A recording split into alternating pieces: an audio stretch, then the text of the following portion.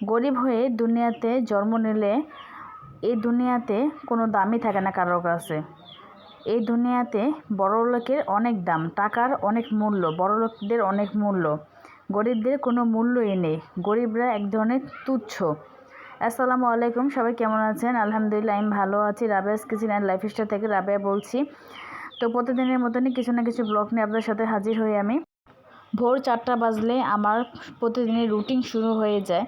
মানে যখনই 4টা বাজে তখনই চারদিক থেকে ঘড়ির অ্যালার্মের আওয়াজ, মোবাইলের অ্যালার্মের আওয়াজ শুরু হয়ে যায়। মানে আমার তখন মনে হয় যে এটা আমার শুরু হয়েছে এখন সকাল। কারণ আমাদের এখানে গ্যাসের খুবই সমস্যা। দেখা যায় 4টা বাজে উঠলে অনেক সময় দেখা যায় সব কিছু রান্না করতে পারি না। তো 4টার আগে উঠলে সব কিছু রান্না করা যায়, আর 4টার পর যদি হয়ে যায় বা আজানের পর যদি হয়ে যায় তারপর দেখা যায় আর কোনো কিছু রান্না করা যায় না। তো তার জন্যে প্রতিদিনের রুটিন অনুযায়ী আমাদের সকাল সকালে উঠতে হয়। তো আমি উঠি, মাঝে মাঝে আমার শাশুড়িও উঠে, উনি আমাকে হেল্প করে। কারণ দেখা যায় যে গ্যাসের সাথে আমরা পারি না, বা কোনো রান্নাবান্না করে দেখা যায় যে গ্যাস দ্রুত চলে যায়, তখন দেখা যায় যে একটা হলে আরেকটা হয় না, বা দুই পদ হলে আরেক পদ হয় না।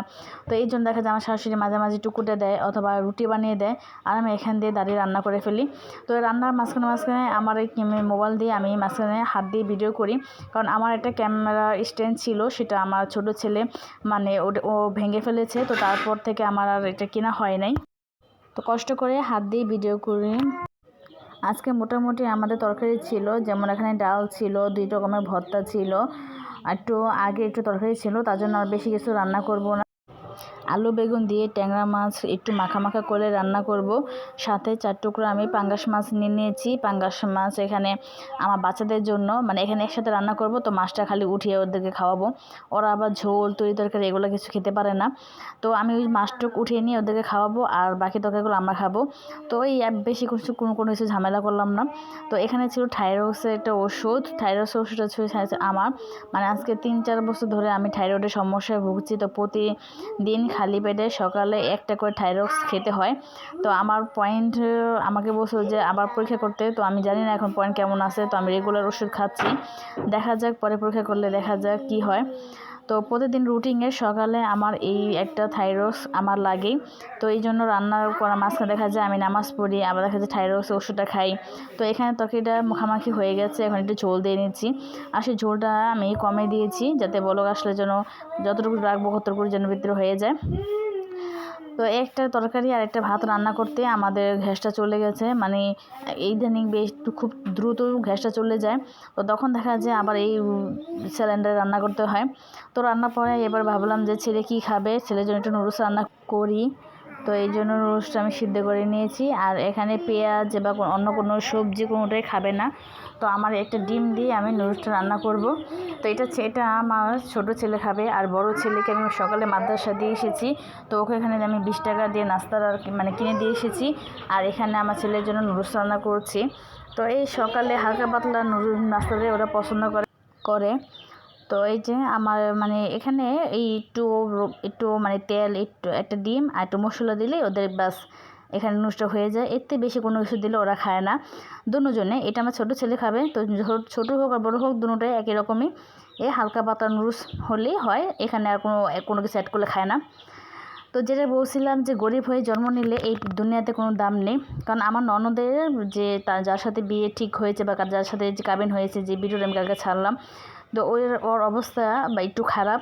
তো অবস্থাটা খারাপ বলতে মানে আমার ননদের থেকে বা ওদের থেকে একটু অবস্থা খারাপ, যেহেতু ছেলে বাপ নাই। তো 5টা ভাই, তো এই জন্য ও হচ্ছে মেজো, বাকিগুলো বিয়ে শাদী করে নাই। তো সবাই যার যোগ্যতা মতনে কেউ পড়াশোনা করে, কেউ টিউশনি করে, কেউ চাকরি করে। তো এইভাবেই চলছে। তো ওনার বাবা ছোটোকালেই মারা গেছে। তো 5টা ভাই কষ্ট করে মানুষ করেছে তাদের মা। তো এখানে তারা একটু অবস্থা খারাপ দেখে তাদেরকে কেউই পছন্দ করছে না। মানে এখানে কোনো আমাদের আত্মীয়স্বজন কেউই এই বিয়েটা মেনে নিচ্ছে না, বা কেউ মন থেকে খুশি না। তো সারাক্ষণই দেখা যায় ওদেরকে নামে একটা কথা বলাই হয় যে ওরা নাকি এরকম মানে গরিব, তারপরে দেখতে ভালো না, বা অবস্থা ভালো না, কোনো কিছু নাই।